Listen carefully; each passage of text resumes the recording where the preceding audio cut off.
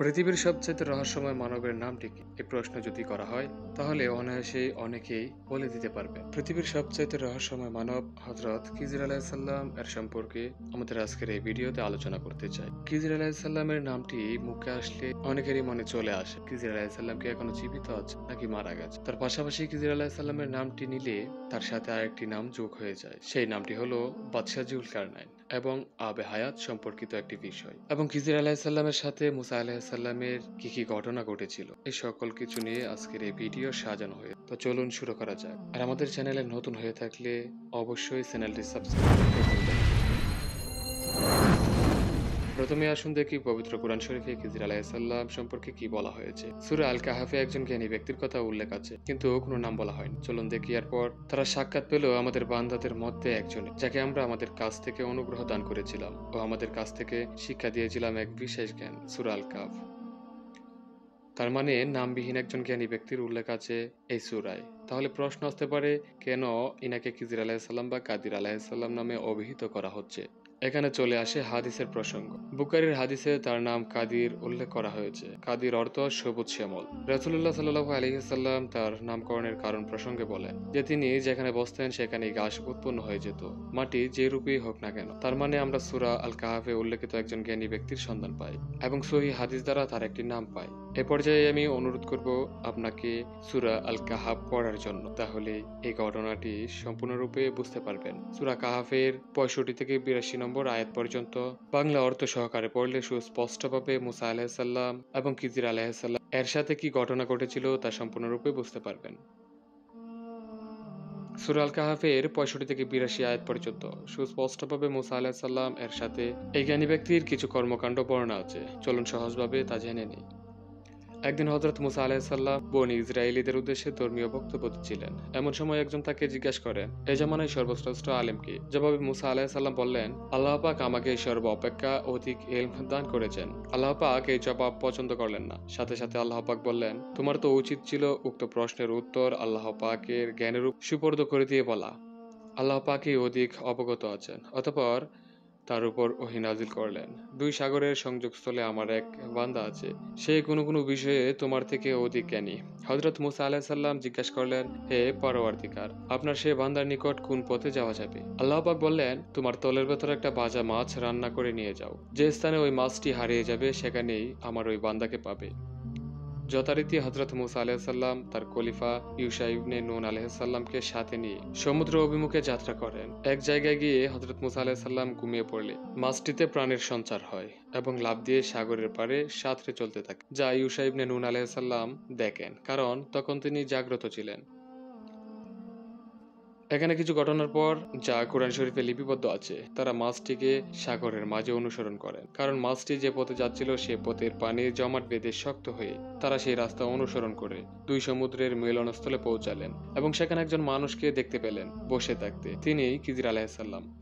হযরত মুসা আলাইহিসসালাম তাকে সালাম দিলেন এবং বললেন তার কাছে ইলম জ্ঞান শিখতে এসেছেন, যা আল্লাহ পাক শুধু তাকেই দিয়েছেন। খিজির আলাইহিসসালাম তাকে বললেন, আপনি আমার সাথে থেকে ধৈর্য রাখতে পারবেন না? উত্তরে মুসা আলাইহিসসালাম বললেন, আপনি আমাকে ধৈর্যশীল পাবেন। জবাবে খিজির আলাইহিসসালাম বললেন, আসল তথ্য যখন আপনার জানা নেই তখন ধৈর্য ধরবেনই বা কেমন করে?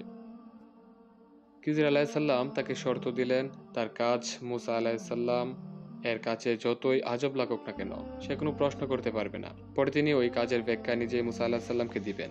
মুসা আলাইহিসসালাম ওই শর্ত মেনে খিজির আলাইহিসসালামের সাথে চললেন। কিছু দূর যাবার পর তাদের সামনে একটি বড় নদী পড়ল। কিয়া মাঝি খিজির আলাইহিসসালামকে চিনতেন, তাই তার কাছ থেকে কোনো ভাড়া নিলেন না। খিজির আলাইহিসসালাম নৌকা দিয়ে অপর পারে নেমেই নৌকার একটা তক্তা খুলে নৌকাটি ফুটো করে দিল। মুসা আলাইহিসসালাম সাথে সাথে এর প্রতিবাদ করলেন, বললেন নৌকার মাঝি তার সাথে এত ভালো ব্যবহার করলো আর সে কিনা নৌকাটি ফুটো করে দিলেন। খিজির আলাইহিসসালাম বললেন, আমি তো পূর্বে আপনাকে সাবধান করে দিয়েছিলাম যে আপনি আমার কার্যকলাপের উপর ধৈর্য রাখতে পারবেন। মুসা আলাইহিসসালাম সাথে সাথে তার প্রতিশ্রুতি স্মরণ করে ক্ষমা চেয়ে খিজির আলাইহিসসালামের সাথে চলতে থাকলেন। আসলে এসব ঘটনা কম বেশি সকলেই জানেন, কিন্তু ভিডিওটি সম্পূর্ণরূপে বোঝার জন্য এই ঘটনাগুলো আবার ভিডিওতে আনা হয়েছে। কিছু দূর চলার পর তারা দেখতে পেলেন কয়েকটি শিশু খেলা করছে। খিজির আলাইহিসসালাম তার থেকে একটি শিশুকে হত্যা করলেন। মুসা আলাইহিসসালাম ধৈর্য হারা হয়ে বললেন, এ আপনি কি করলেন? একটি নিষ্পাপ শিশুকে হত্যা করলেন। খিজির আলাইহিসসালাম মুসা আলাইহিসসালামকে তার প্রতিশ্রুতির কথা স্মরণ করিয়ে দিলেন। মুসা আলাহিসাল্লাম কমাচে তার সাথে আবার পথ চলতে শুরু করলেন। কিছু দূর চলার পর তারা একটি লোকালয়ে পৌঁছালে। সেখানকার অধিবাসীদের কাছে মুসাফির হিসাবে সাহায্যের আবেদন জানালে সেখানকার লোকজন যথেষ্ট সচ্ছল হবার পরেও তাদেরকে কোনো রূপ সহায়তা দিল না। এমত অবস্থায় ওই লোকালয়ে একটি বাড়ির দেয়াল ভেঙে পড়ার উপক্রম দেখে খিদির আলাহিসাল্লাম সব প্রণোদিত হয়ে কোনো রূপ পারিশ্রমিক ছাড়াই তা ঠিক করে দিলেন। মুসা আলাহিসাল্লাম আর সহ্য করতে পারলেন না। তিনি খিদির আলাহিসাল্লামকে বললেন, যে লোকালয় আমাদের ক্ষুধার্ত এবং পিপাসায় কাতর দিকেও সামান্য সহায়তা দিল না, আপনি কিনা সেই লোকালয়ের একটি বাড়ির দেয়াল বিনা পারিশ্রমিকে ঠিক করে দিলেন। খিদির আলাহিসাল্লাম বললেন, আপনার আর আমার মাঝে আলাদা হবার সময় এসে গেছে, কারণ আমি যে কাজগুলো করেছি বা সামনে করব তা বোঝার জ্ঞান আল্লাহ পাক আপনাকে দেয়নি। তবে বিচ্ছেদের আগে আমি আপনাকে বুঝিয়ে দেব কেন আমি এই কাজগুলো করেছি। প্রথমত, নৌকাটির ব্যাপারের কথা। এটা ছিল কতিপয় দরিদ্র ব্যক্তির, তারা সমুদ্রে কাজ করত। আমি ইচ্ছা করলাম নৌকাটিকে ত্রুটিযুক্ত করতে, কারণ আমাদের পেছনে পেছনে আসছিল এক অত্যাচারী রাজা, যে বল প্রয়োগে সকল নিখুঁত নৌকা ছিনিয়ে নিত। আমি যদি এটা না করতাম, তবে পেছনের ওই রাজা নৌকাটি দখল করে এই দরিদ্র জেলেদের জীবিকার পথ বন্ধ করে দিত। দ্বিতীয়ত, শিশুটির ব্যাপার। এই যে শিশুটি আর পিতামাতা ও অতিশয় মুমিন বান্দা, বড় হয়ে শিশুটি জালিম এবং কুফরি করে তাদের মুমিন মা বাবাকে কষ্টে নিপাতিত করবে। তাই এই শিশুকে হত্যা করে আমি আল্লাহ পাকের কাছে দোয়া করলাম তাদের জন্য এর পরিবর্তে আর একটি উত্তম শিশু দেয়। তৃতীয়ত, আর এই যে প্রাচীরটি, ওটা ছিল নগরবাসী দুই পিতৃহীন কিশোরের। তাদের পিতামাতা তাদের জন্য কিছু সম্পদ ওই প্রাচীরের নিচে লুকিয়ে রেখে গেছে। আল্লাহ তাআলার ইচ্ছায় কিশোর দুজন বড় হয়ে ওই সম্পদের অধিকারী হোক, তাই আমি ভঙ্গুর প্রায় প্রাচীরটি ঠিক করে দেই। পবিত্র কুরআনে সূরা আল কাহাফে উক্ত জ্ঞানী ব্যক্তি হাদিস দ্বারা সমর্থিত নাম খিজির আলাইহিসসালাম এর সম্বন্ধে এই পর্যন্তই আছে। এর বাইরে যা আছে তা বিভিন্ন জনের বিভিন্ন মত অথবা দুর্বল হাদিস, যেগুলোর বিশ্বাসযোগ্যতা নেই। যেমন অনেকে বলেন খিজির আলাইহিসসালাম নাকি এখনো জীবিত আছেন, তিনি নাকি আবে হায়াত পান করে কিয়ামত পর্যন্ত অমর হয়ে গেছেন। তার সাথে কুরআনে বর্ণিত জুলকারনাইন বাদশার সম্পর্ক নিয়েও অনেক ঘটনা বর্ণনা আছে, কিন্তু এগুলোর কোনো ভিত্তি নেই। তার জন্ম নিয়েও আছে নানা মত। আল বিদায়া ওয়ান নিহায়ার প্রথম খণ্ডে এ নিয়ে বিশদ আলোচনা হয়েছে, তবে এর কোনোটাই কোরআন হাদিস সমর্থিত না। চলুন এইসব প্রচলিত কাহিনী কিছু জেনে নেই। যেমন খিজির আলাইহিসসালাম কি এখনো জীবিত আছেন? খিজির আলাইহিসসালাম জীবিত আছেন না ওফাত হয়ে গেছে, এই বিষয়ের সাথে কোরআনে বর্ণিত ঘটনার কোনো সম্পর্ক নেই। তাই কোরআন ও হাদিস সুস্পষ্ট এ সম্পর্কে কিছু উল্লেখ করা হয়নি। এ ব্যাপারে সর্বকালের আলেমদের বিভিন্ন রূপ মতামত পরিদৃষ্টিত হয়েছে। যাদের মতে তিনি জীবিত আছেন, তাদের প্রমাণ হচ্ছে একটি বর্ণনা, যাতে বলা হয়েছে যখন রাসূলুল্লাহ সাল্লাল্লাহু আলাইহি ওয়াসাল্লামের ওফাত হয়ে যায়, তখন সাদা কালো দাড়িওয়ালা জৈনিক ব্যক্তি আগমন করে এবং ভিড় ঠেলে ভেতরে প্রবেশ করে কান্নাকাটি করতে থাকে। এই আগন্তুক সাহাবা একরামের দিকে মুখ করে বলতে থাকে, আল্লাহর দরবারে প্রত্যেক বিপদ থেকে সবর আছে, প্রত্যেক বিলুপ্ত বিষয়ে প্রতিদান আছে, এবং তিনি প্রত্যেক ধ্বংসশীল বস্তুর স্থলাভিষিক্ত, এবং তার দিকেই প্রত্যাবর্তন করো এবং তার কাছে আগ্রহ প্রকাশ করো, কেননা যে ব্যক্তি বিপদের সওয়াব থেকে বঞ্চিত হয় সেই প্রকৃত বঞ্চিত। আগন্তুক উপরোক্ত বাক্য বলে বিদায় হয়ে গেল। আবু বকর সিদ্দিক রাদিয়াল্লাহু তাআলা আনহু ও আলী রাদিয়াল্লাহু তাআলা আনহু বলেন, ইনি খিজির আলাইহিস সালাম, মুস্তাদরাকে হাকিম। তবে বর্ণনাটি সম্পূর্ণ বানোয়ার। তবে 5 খণ্ডে মুস্তাদরাকে হাকিম হাদিস গ্রন্থ যখন লেখা হয় 102 থেকে 103 খ্রিস্ট হিজরি 393 সালে হাকিম আল নিশাপুরি কর্তৃক, যখন তার বয়স ছিল 72 বছর। পক্ষান্তরে যারা খিজির আলাইহিসসালাম এর জীবন আদর্শ অস্বীকার করে, তাদের বড় প্রমাণ হচ্ছে এক আল্লাহ তাআলার বাণী, আমরা আপনার আগেও কোনো মানুষকে অনন্ত জীবন দান করিনি, সূরা আল আম্বিয়া। সুতরাং খিজির আলাইহিসসালাম অনন্ত জীবন লাভ করতে পারে না, তিনি নিশ্চয়ই অন্যান্য মানুষের মতো মারা গেছে। 2 আব্দুল্লাহ ইবনে ওমর রাদিয়াল্লাহু তাআলা আনহু থেকে বর্ণিত, তিনি বলেন রাসূলুল্লাহ সাল্লাল্লাহু আলাইহি ওয়াসাল্লাম জীবনের শেষ দিকে এক রাতে আমাদেরকে নিয়ে এশার সালাত আদায় করেন। সালাত শেষে তিনি দাঁড়িয়ে যান এবং কিছু কথা আমাদের সামনে বলেন, তোমরা কি আজকের রাতটি লক্ষ্য করেছ?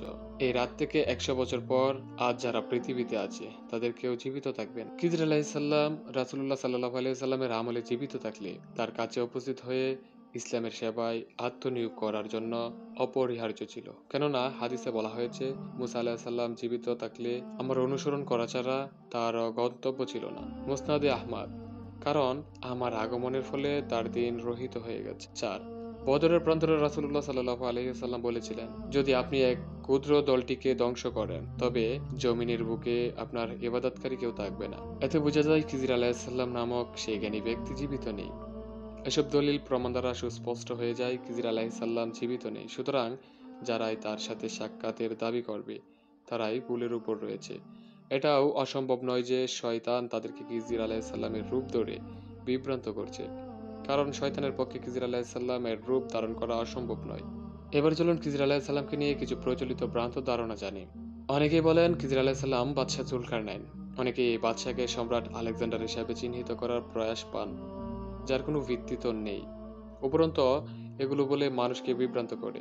এর সিপাহীশালার মতান্তরে আত্মীয় ছিলেন এবং তার সাথে আবে হায়াত খুঁজতে গিয়ে তিনি আবে হায়াত পান করে অমর হয়েছেন। সূরা আল কাহাফে জ্ঞানী ব্যক্তি খিজির আলাইহিসসালাম এর সাথে মুসা আলাইহিসসালামের ঘটনার বর্ণনা করার পরেই বাদশাহ জুলকারনাইনের ঘটনা বর্ণনা হয়েছে, তাই সম্ভবত এমন ভ্রান্ত ধারণা হয়েছে। কিন্তু কুরআন শরীফ বা হাদিসের কোথাও এ ব্যাপারে কোনো উল্লেখ না থাকায় স্বাভাবিকভাবেই এই মত গ্রহণযোগ্য হতে পারে না। আবার অনেক জায়গায় লেখা আছে তিনি হযরত আদম আলাইহিস সালামের বংশধর। আল বিদায়া ও নিহায়া প্রথম খণ্ড পৃষ্ঠা 719, যাকে অত্যন্ত দুর্বল হাদিস বলা হয়েছে। এর থেকেও মজার ব্যাপার হলো কোথাও কোথাও খিজির আলাইহিস সালামকে ফেরেশতাও বলা হয়েছে, যা শুধু অযৌক্তিক না, নিতান্ত হাস্যকর বলেই প্রতীয়মান। পবিত্র কুরআন আর হাদিসের আলোকে এই কথা সুস্পষ্ট প্রতীয়মান যে খিজির আলাইহিসসালাম হযরত মুসা আলাইহিসসালামের সমসাময়িক একজন মরণশীল মানুষ ছিলেন, যাকে আল্লাহ রাব্বুল আলামিন কিছু বিশেষ ইলম দান করেছিলেন।